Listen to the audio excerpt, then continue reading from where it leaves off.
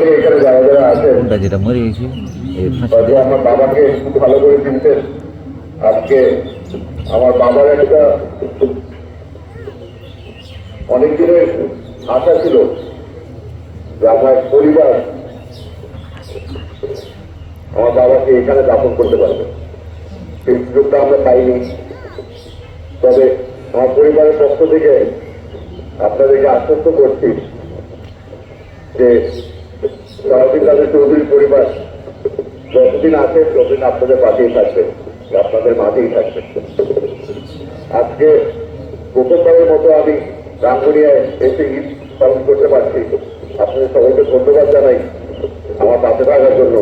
এখানে সেনাবাহিনীর সদস্যরা যারা আছে তাদের সকলকে আমি ধন্যবাদ জানাতে চাই।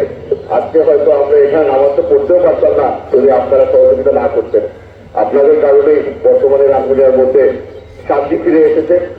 আমাদের হিরো সাহেব এখানে আছেন, তাকে আমি ধন্যবাদ জানাতে চাই। আমাদের বর্তমান সরকারের পক্ষ থেকে উনি এখানে প্রতিনিধি হিসাবে আছেন, আপনাদের খেদমত উনি করছেন। আশা করি আপনাদের